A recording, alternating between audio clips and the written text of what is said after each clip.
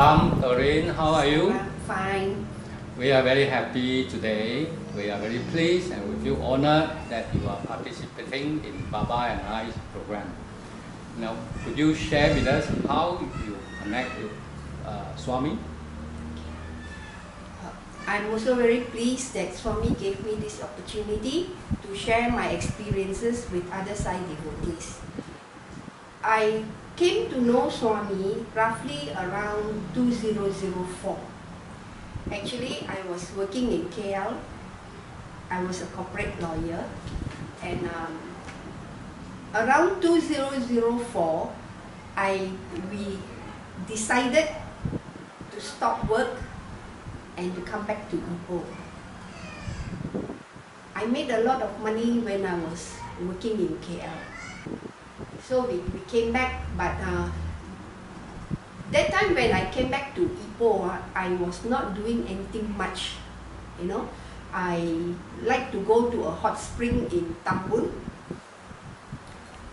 I was enjoying myself actually. And then every time when we go to this hot spring, we will pass a temple.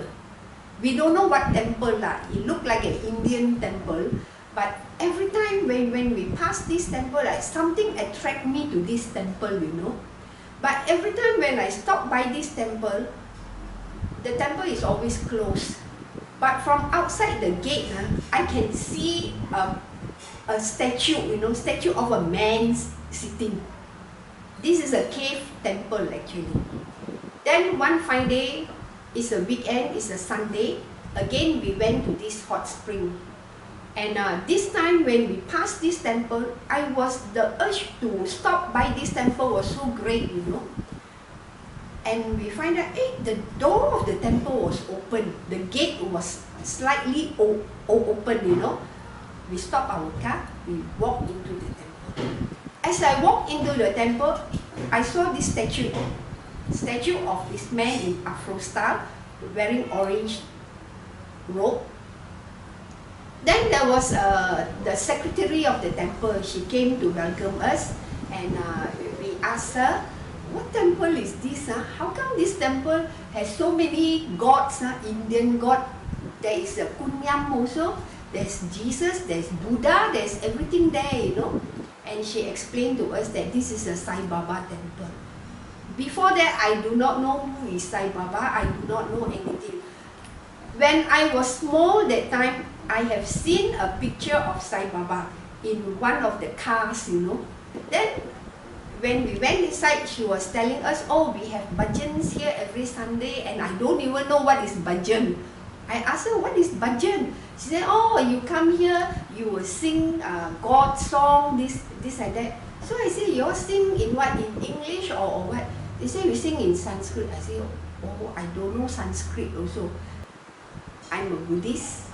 I have always been a Buddhist." And I was thinking that, oh, if I come to this temple, then I will have to, you know, renounce my Buddhist and then change to some other thing. Of course, I was not keen lah, you see. Then she was telling me, she said, no, I'm also a Buddhist.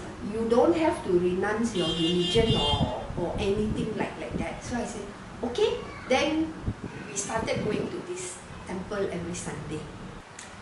I started to find out more about Sathya Sai Baba Center, and I found that there are a few centers in Ipoh, and I started visiting one by one the centers, you see.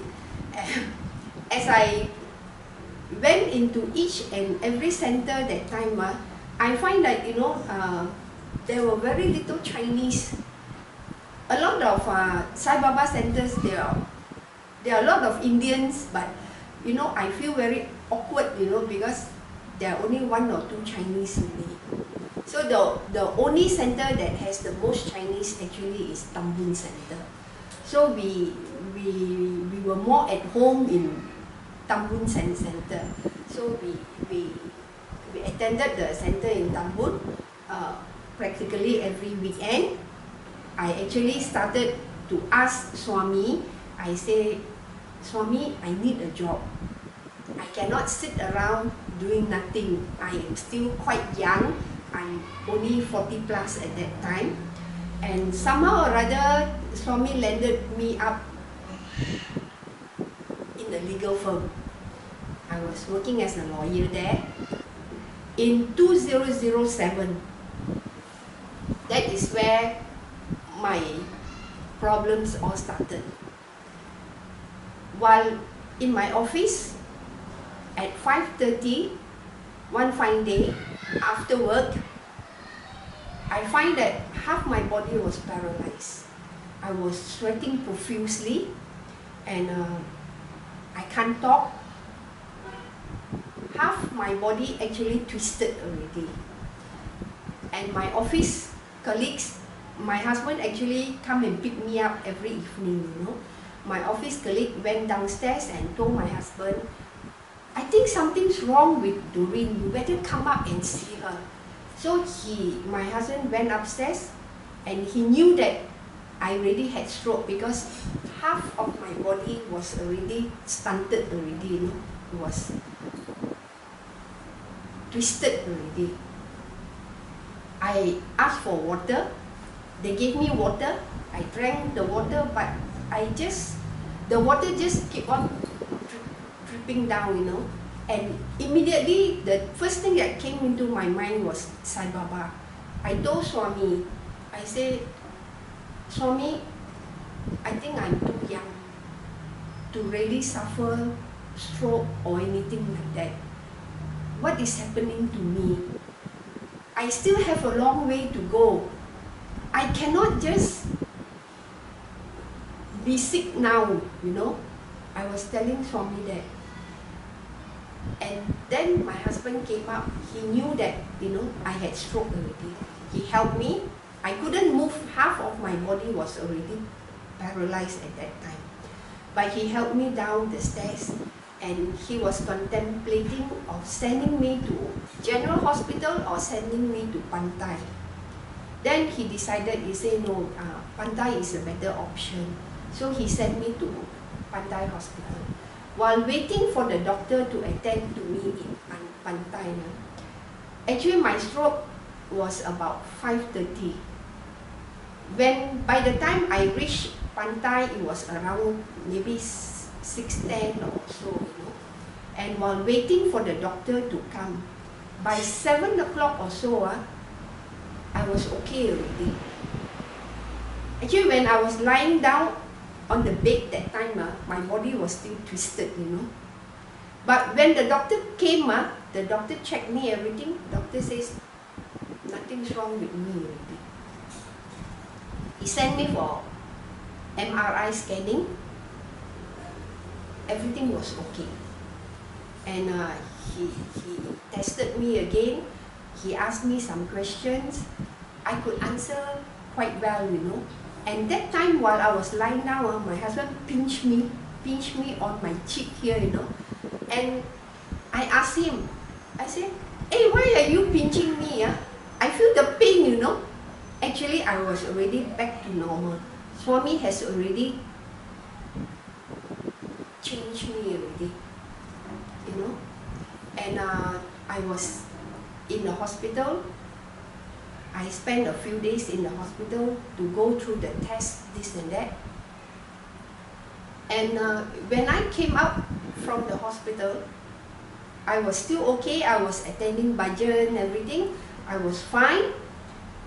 6 months after my stroke, I was having my bath one evening. I found I have a lump on my left breast. And I told my husband, I said, there's something there, I don't know what it is. And my husband says, okay, we'll go and see a doctor. So we went and see a doctor, not knowing that this doctor was also a Sai devotee. So when I went to see this doctor, the doctor immediately told me, it's a cancer, it's a lump. You said 6 months? 6 months, 2007 April, I had my TIA. TIA is a transient ischemic attack, that is my stroke. In 2007 October, 6 months after my stroke, I was diagnosed with breast cancer. I didn't know that the doctor was a Sai devotee. How did you? So the doctor was talking to me, and then she was asking me, what is your religion, this and that. So I told her, I say, I'm actually a Sai devotee. And she says, oh, you are a Sai devotee. And she also said she is also a Sai devotee. That's how I get to know her, and I feel more at ease, you see. So somehow or rather, I feel that it is God's hand that lead me to her lah. And she did the operation for me, you see. And were you on chemo as well? yes, I was on chemo. When I was about to do my second chemo, that was my first trip to Puttapati. Your very first trip? My very first trip to Started Puttapati, yes. Actually, Brother Billy Fong came to Ipoh, and he wanted a leader from Ipoh to bring people to Puttapati. And I myself have never been to Puttapati, you know, but nobody put up the hand to offer as to be the guide, you know. I was actually wearing the scarf because my hair all dropped that time. You put up your hand? Yes. And I told him, I said, I've never been to Puttapati. He said, it's okay, you know. And that first trip we went to Puttapati, there were about 40-50 people went with us to Puttapati. Actually, in my first trip, I hardly see Swami at all. You know, we were busy doing the Chinese New Year decoration. So every morning, 6 o'clock in the morning, I will be the first one to stand, because we have to queue up first, you see. We have to queue up at the block where we are staying there. Then we got to line up to go for darshan. So I will carry my gift that I wanted to give to Swami. Then I will be the first one to stand there, you know. Very early, I will stand there first. And before we could move for darshan, one of the brothers will come and tell me, say, Sister Doreen, today you cannot go for darshan. You must come and help to do seva. And I will ask my husband, I say, do you want to go for seva or do you want to go for darshan? Then he will tell me, he said, I want to go for darshan. So I told him I cannot go for darshan because they asked me to go for seva. So I will carry my gift to Swami back into my room. Could you show the camera your gift to Swami and explain the significance of the... I made this, I call it the tree of love. Tree of love. I made this for Swami when I was having my cancer. When I was diagnosed with cancer. There are a lot of hearts on the trees. After my operation, I told my husband, we are going to make our trip to Puttapati, and I want to make a gift to give to Swami. It's handmade by you, the whole thing? Yes, the whole thing is handmade by me. And my husband always tell me, Baba don't need this. Baba is God. He don't need this. I said, no, I want to give him what I made. I say, I only know how to make this. This is my tree of life. This is my tree of love. I want to present to Swami. And I insisted that I want to carry this all the way from here to Puttapati. He had it, we packed it back, everything. We brought it to Puttapati. Every morning, we're supposed to stand for darshan there. We're supposed to go all together, line up, and then walk to Sai Kuwan Hall, you see. 6 o'clock in the morning, I will be the first one to stand there. I will bring this down, I will stand there, waiting to go for darshan. But when we wanted to go for darshan, there will be somebody who come and tell me, Sister Doreen, you cannot go for darshan today. You must come and help to do seva. So I have to choose to forego darshan or to do the seva. I choose to do seva, and I forgo the darshan. Until the final day where the celebration is on, that was the time I went for darshan. You know, and the day before the celebration, I went for darshan. I brought this inside Sai Kuan Hall, you know. They say you cannot bring anything in, but somehow or rather the Sevada allowed me to bring this in to Sai Kuan Hall. I brought it inside there. I was seated in the darshan line. The tears keep on flowing from my eyes. I keep on crying only. I don't know why I cry. The tears just keep on crying only. It just keep on flowing only. Until the Sevada told me, she was actually very angry. Who asked you to bring this in? And I said, I don't know. I just came in. They allowed me to bring it in, and I brought it in. And she said, you leave it here. You take it back into your room first, and then you come for darshan. So I told her, I said, never mind. Is it possible for me to leave it outside here? And she said, this is so beautiful. If you leave it outside here, somebody might steal it. So I told her, it's okay if somebody steals it. It's okay. Anyway, I wanted to give it to Swami only. Anybody takes it, it's okay with me. And she allowed me to put it outside, and I went back into the darshan hall. That time when I went back into the darshan hall, she does not allow me to sit with my friends, you know. You said your tear keep flowing down. Did you do a search within yourself to find out why the tear keeps flowing down? Was it because you look at Swami? Was it because you experienced something from Swami that make you keep on crying? I think it is the love that Swami generates. The love, yeah. And then on the day I was supposed to offer this to Swami, because my purpose of bringing this to Puttapati was to offer to Swami, you see.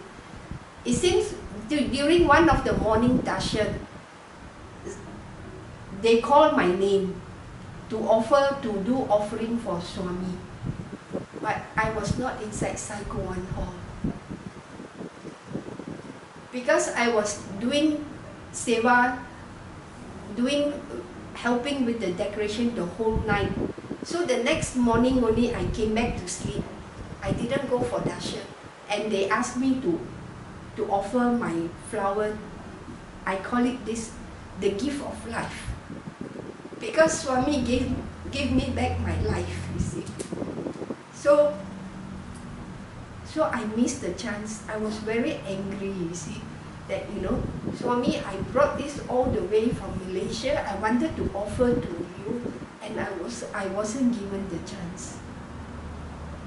Then one day we went out of Sai Kuan Hall to the street there, and we saw a lot of people running there, you see. And we also went, my husband and me, and people say, Swami coming, Swami coming. So we run, and then we managed to stand on the first line. Swami's car was coming, and I saw Swami, and Swami looked at me through the car. That was my first time, that was the first time I saw Swami.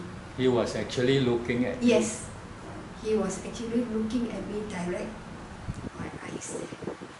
During your many trips there, did you make any offering to him? In 2010, I offer flower to Swami. When I offer Swami flower to Swami, I was actually not able to walk. That time I was suffering from arthritis. I need somebody to help me to get up when I was seated in Sai Kuan Hall, because my joints were all swollen, you see. And the Sevada will help me up, and I offered the flower to Swami. That time when I offered to Swami, I asked Swami, I said, because I was so near to Swami already, I said, Swami, can I call you Father? And Swami said, yes, yes, yes. And I called Swami Father. That was my first close touch experience with Swami. And I offer my flower to Swami. And the first time you spoke to him? Actually. Yes, first time I spoke to Swami. When I offered the flower to Swami, Swami touched my hand. He touched your hand? Yes. When he took the flower from me, he touched my hand. And I asked Swami whether I could do Padamaskar. And Swami said, yes, yes, yes. And that was my first Padamaskar to Swami. How was your feeling then when you touched his holy feet? How did you feel? Tears just came out from my eyes. And because I was suffering from arthritis that time, I really couldn't bend down, you know. I nearly fall down backwards actually. And Swami was, you know, was shocked because I nearly fall back, you know. And Swami was doing like that. Then I offered the flower and I went back. I just keep on crying. That's all. Brother Billy asked me to do a book on filial piety. This was in 2013, sorry. 2013. So I did the book, everything, and I offer it at Swami's Mahasamadhi. It's a book about filial piety. It's a book about filial piety. I did a research on all the filial piety and I compile it into a book. Very good. I offer it to Swami at Swami's Mahasamadhi. That time Swami has already left his mortal God. We are fast approaching the end of this program. Now could you share with us and tell us who Sathya Sai Baba is to you? To me, Sai Baba is my Buddha. Your Buddha? Yes. I'm a Buddhist. I've always been a Buddhist. And Swami is God to me. I always believe the Buddha is God, so Swami is also God to me. Very well said. And Doreen, we thank you very much for participating in our program today. Thank you and Sai Ram.